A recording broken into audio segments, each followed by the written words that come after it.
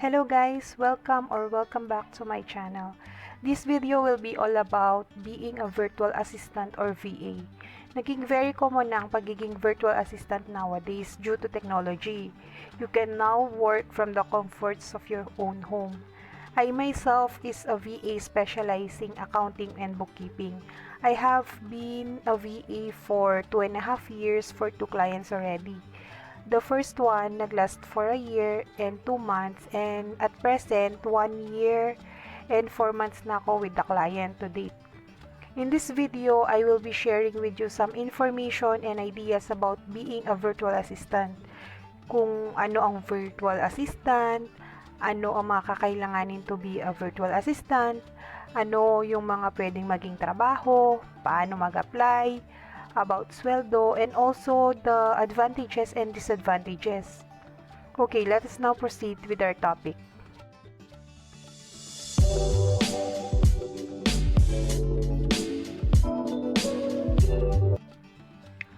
Unahin natin sa definition ng VA. Kinuha ko to sa Wikipedia pero ni-rephrase ko ng konti para mas malinaw. So, a virtual assistant or VA for short is generally self-employed and provides professional, administrative, technical, or social assistance to clients remotely from a home office. Virtual assistants are independent contractors to clients rather than employees. This means you will not be working the traditional way of going to an office. You will only stay at home to work remotely for someone or for a company na malayo from you. It could be from other province, city, or from other countries. You will be a self-employed individual. Tawag sa'yo is a contractor at hindi empleyado. You will have a client, not an employer. Ang ibabayad sa'yo is not actually salary, professional fee or service fee siya.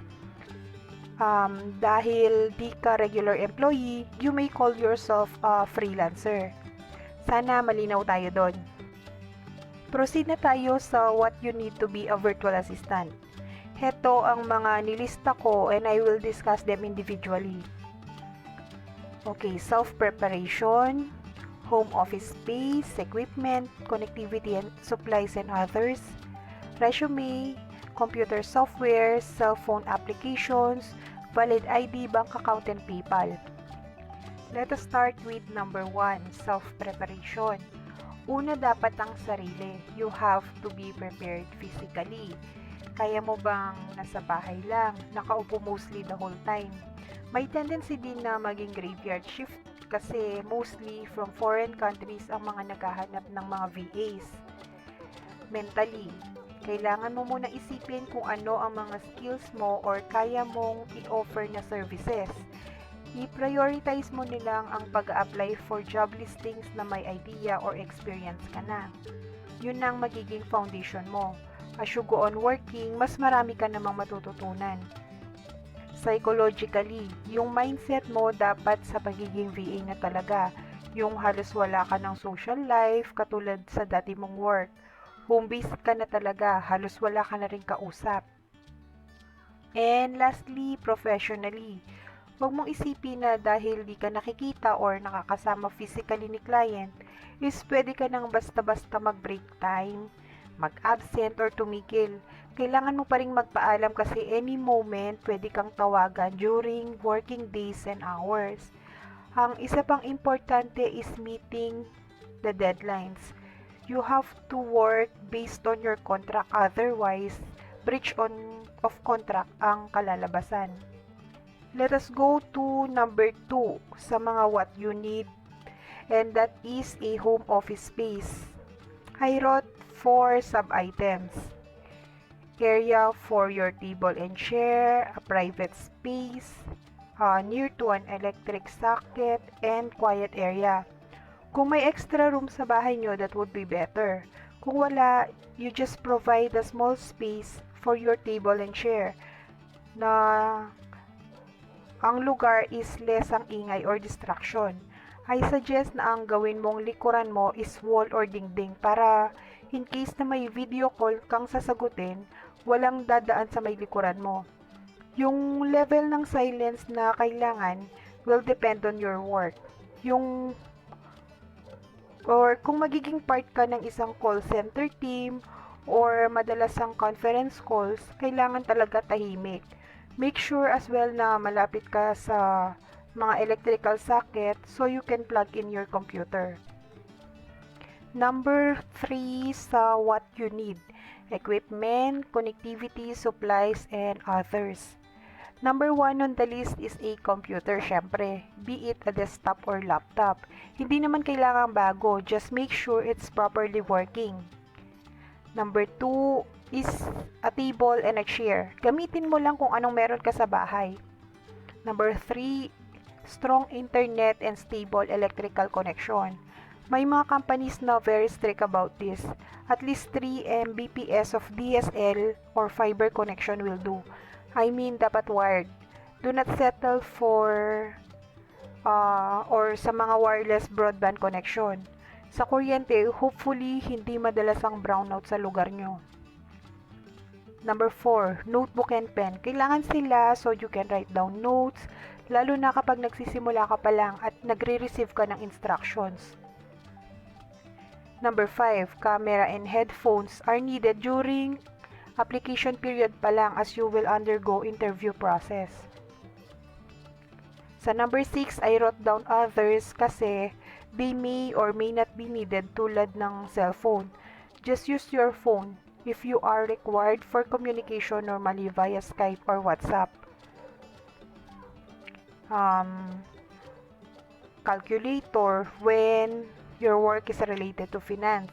Kakambal na talagang calculator. May mga companies ang nagre-require ng backup internet. Pwede ng pocket wifi for this and an extra computer. So far, sa dalawang naging clients ko, di ko pa naman kinailangan magkaroon ng extra PC. Lastly is yung attire. Depende yan sa work also. Teaching jobs are in demand, but these VAs are required to be in formal wear kasi they show up in a video. Ang pangit naman kung nakapajama si tutor habang nagtuturo. Yung mga nasa number 6 will vary talaga on the landed project, job, or client. Number 4 on the list, what you need is a resume. You need this kapag nag-a-apply ka pa lang for a job or project. When it comes to resume, I listed these characteristics that I believe a resume should have. True and correct information, professional, complete and detailed, and also attractive. Make the resume professional looking and attractive, pero huwag ka namang maglagay ng information na hindi totoo. Huwag mong kalimutang ilagay ang recent photo mo as much as possible, yung naka-formal ka. Also note your complete name, contact details like phone number, active email address, and Skype. I am planning to prepare a separate video related to creating a resume. Hope you could wait for it. We can now move to number 5 on what you need to be a VA. And these are computer softwares. Basic lang naman ng mga to. 1 is Windows or iOS fully set up. 2, Microsoft Office. 3, Internet browser. Google Chrome ang gamit ko. 4, Google Drive or Dropbox cloud storage. Number 5, Skype for communications. And lastly, other softwares as required by the type of your work. Malalaman mo naman ito once na nag-start ka na. Number 6, on the list sa mga what you need to be a VA is a phone. Most probably, i-require ka kasi makipag-communicate over phone. Kaya nilagay ko, just use a smartphone with functional camera and microphone and earphone. Download ka na rin ng Skype or WhatsApp. You may delete them anyway kung di ka kailanganin. Last and most important, I believe, for VA are valid ID, bank account, and PayPal kasi you will be needing this sa pag-claim ng professional fee mo. I will discuss this further in a while. We now go to the types of contracts. When you apply online, make sure na magbasa kang mabuti kasi all of this will be specified on job postings. Apply ka lang kung alin ang prefer mo. Number 1 is full-time. Yung regular lang na 8 hours a day, excluding break time. Yung shift, day shift, or graveyard shift, Kung minsan naka-indicate na rin sa mga post. If not, pag-usapan nyo na lang na magiging client mo in the process. Number 2, part-time. That will depend on your arrangement with your client.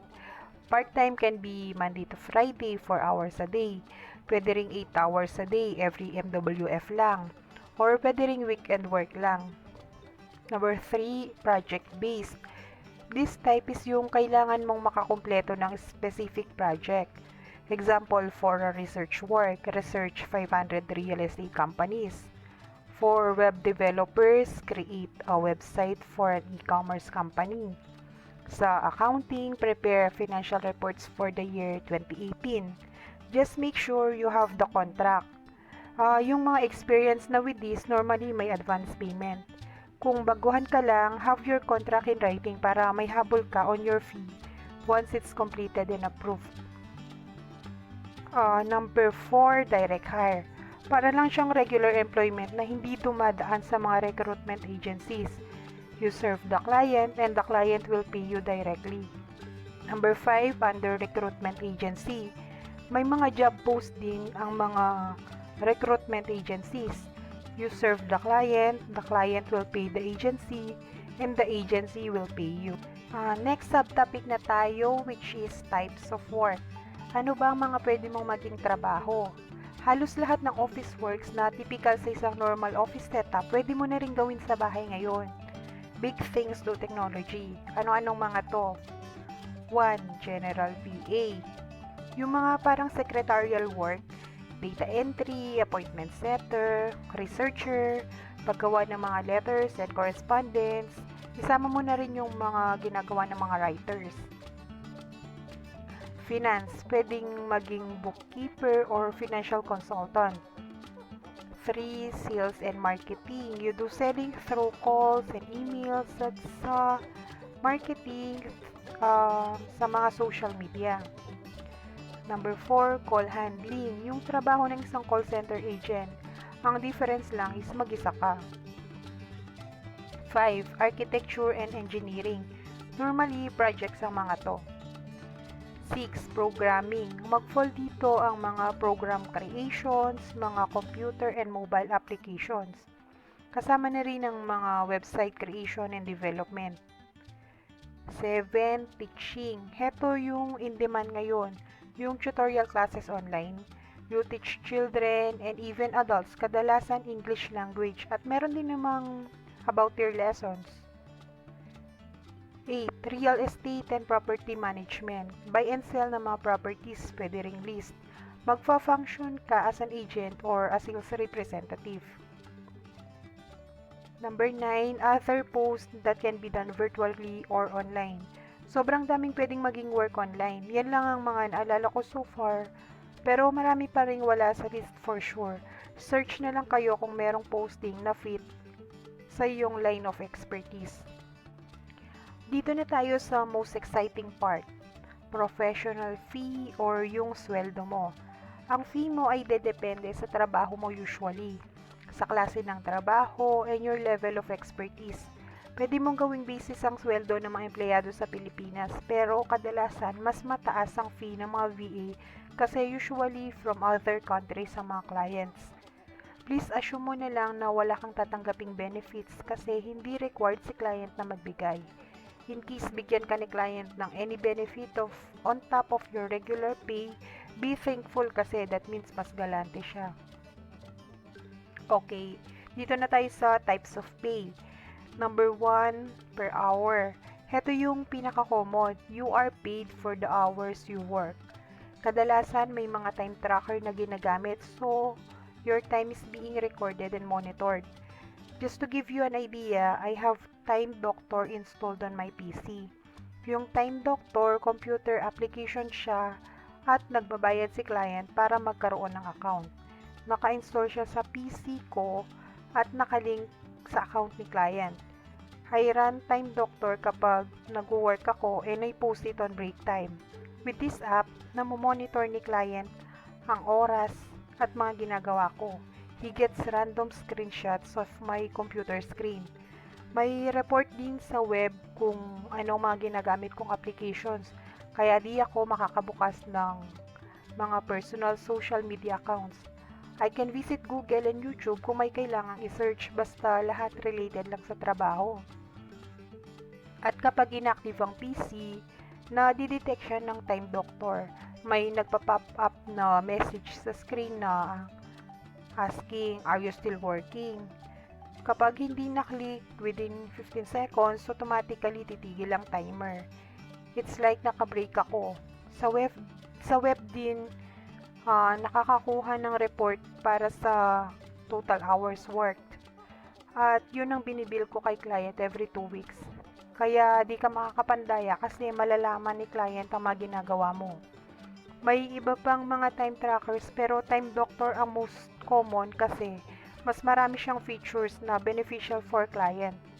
Ang benefit nito for VA is makikita mo rin ang mga number of hours work that will be used when you bill the client. Number 2, per project. Your pay will depend on the project that you handle. Nasa arrangement or contract mo ito with your client. Next thing about professional fee is the frequency of pay. Again, this will depend on the contract between you and your client. Number 1 is pay period. The most common is semi-monthly, kinsenas katapusan, or every 2 weeks. Pwede ring monthly or weekly. Still computed by the number of hours you actually work. Number 2 is per project completed or kapag natapos or may natatapos ka ng project. We go to payment options kung paano ka babayaran ng client, ang layo nyo sa isa't isa. Nabanggit ko na ang mga ito sa mga what you need kanina. Online pa rin as usual ang pagbabayad ni client. Una is wire transfer to bank account, kaya it would be best kung may bank account ka na at this point. The client will do online transfer and he or she shoulders the fee for that. Yung charge naman ng local bank natin sa Pilipinas is what I am not sure of kung magkano pero basically meron. Maybe you could ask your bank ahead or just wait until you get your first pay or first wire receipt from the client as a VA. Pangalawa is PayPal. Beneficial ang PayPal to both the client and the VA. Para sa VA, it only takes minutes para pumasok ang funds sa PayPal account mo. You may use your PayPal funds for purchases online or you have the option to just transfer it to your bank account. I am not sure kung working pa ang PayPal to GCash Mastercard. Alam ko kasi nag-issue a few months ago. Beneficial naman ng PayPal to client kasi parang may hold si PayPal mismo to contracting parties. Let's say may sinend na advance payment si client through PayPal for a project. You got the money then biglang di ka na nakapag-serve as a VA. Di ka na nagparamdam as in breach of contract. Pwedeng bawiin ni client ang binayad niya sa'yo. Magsisend lang siya ng email to PayPal stating the situation. Dadaan ito sa evaluation ni PayPal at kapag napatunayan na may pagkukulang ka talaga sa VA, ma-debit ang funds sa account mo at mare-refund kay client. Kung wala ng fund ang PayPal account mo dahil na-transfer mo na sa bangko mo, magiging negative ang balance. So, sa susunod na may mare-receive kang funds ulit, may parang kino-cover mo pa yung negative balance ng PayPal account mo as if binabayaran mo yung una mong naging atraso. On the other hand, kung si client naman ng loko-loko, this happens to VA talaga. May tinapos kang project at binayaran ka ng client, so okay na lahat. At biglang may na-debit sa PayPal account mo. You sent a message to PayPal about the issue at nalaman mo na binawi ni client ang funds. Kung wala kang pagkukulang sa VA, pwede kang mag-dispute sa case. Just send all the proofs na na-serve mo ang contract mo sa client, yung mga completed projects, and yung conversation as much as possible. PayPal will again evaluate the case and I am pretty sure na you get the funds back. By the way, yung pagta-transfer mo from PayPal to bank account may charge yun. It will depend on the bank. Di pare-pareho ang charges nila. Last, remittance centers. Heto yung best for VAs but not so good for clients kasi mahal ang transfer fee. Ako, remittance center ako sa mga naging dalawang clients ko na. The first one is under Western Union at yung ngayon, pwede kong i-claim sa Cebuana, M. Luwilier, Palawan or BDO. Zoom ang gamit ni client at present. Zoom as in XOOM. Pwede kong maklaim in minutes ang pera at kumpleto siya, walang deduction. Same thing with Western Union before. Just prepare a valid ID. Sa ngayon, may mga suki cards nang ini-issue ang mga remittance centers sa Pinas. Kapag meron ka nun, pwede yun na lang yung gamitin mo. You won't be needing your personal ID anymore. Tapos na tayo sa iyong kita. Pero bago ka umabot doon, kailangan mo munang makahanap ng kliyente. So, how and where will you apply? Online pa rin syempre. Gumawa ko ng listing pero I group them based on categories. 1. Direct application. 2. With recruitment process. 3. With specific line of work. And 4. Freelancing platforms. Unahin natin ng direct application. Dito sa mga websites na to, kailangan mo lang mag-create ng account mo under a website. Fill up yung mga details para kang gumagawa ng resume. So, kung ready ng resume mo, copy-paste na lang ang gagawin mo. Once you are through, you may start applying for jobs. You may use the search button to search for your preferred job or use the categories in the websites. You may apply for the job postings you choose. Maghintay ka lang until you get updates out of your applications. Dadaan ka rin sa mga screening process like online interviews and examinations. Make sure you keep your lines open and regularly check your email and Skype. Ito yung mga list of websites under direct application. Unahin ko ang onlinejobs.ph. Inuna ko ito kasi ito yung most favorite ko. Dito ko na-hire or na-accept ng dalawang clients na nahawakan ko. Sa upper right corner, may makikita kang register or login. Click the button and create your account. Pwede ka nang mag-login after then apply for jobs. Next is virtualstaff.ph. Sunod is virtualassistant.ph. Then virtualassistants.ph. Magkaiba sila, may difference na letter S. So, the first four that I mentioned have the same procedures regarding application. Sunod na group is with recruitment process. I have listed 5. Under these, the website will fall as a recruitment agency. You will apply for work through their website. You apply for jobs but dadaan ka muna sa screening process under their respective recruitment team before they recommend you to clients. Ito yung mga nasa list ko. virtualcoworker.com.ph, virtualstafffinder.com, remotestaff.com.ph, hire.fvaconsultancy.com, and lastly, myoutdesk.com.ph. Under this group, the client will be able to find the best virtual assistant for him or her, and same goes for the virtual assistant, that the VA gets to find the suitable client. May security to both contracting parties. Next group is with specific line of work. Dito ay very specific ang mga available na job postings. Example is for tutorial or teaching classes. There is ACADSOC and rare job. If you want to teach online, you just apply directly to these sites. You will undergo application and screening process. Under accounting naman, you can find accounting jobs at accountingjobstoday.com. For other sites with your preferred line of work, you may try to look over Google. Nagbigay lang ako ng examples under this group. Yung mga una kong nabanggit na websites are all Filipino are all for Filipino virtual assistants as far as I know. Kaya I believe puro mga Pinoy ang mga applicants. Last group na tayo, which is freelancing platforms. Heto yung mga sites na you will find a lot of job openings. You will apply for jobs, bid and promote yourself. Under these freelancing sites, medyo matindi ang competition dahil kung maraming job offers, marami ring applicants from all over the world. We have Upwork.com, Freelancer.com, and Fiverr.com. You may just go over these sites for their policies, terms, and conditions kasi hindi na ako updated. As I mentioned, you will apply for jobs and eventually you will be hired. Kailangan mong magkaroon ng written contract with your client as much as possible.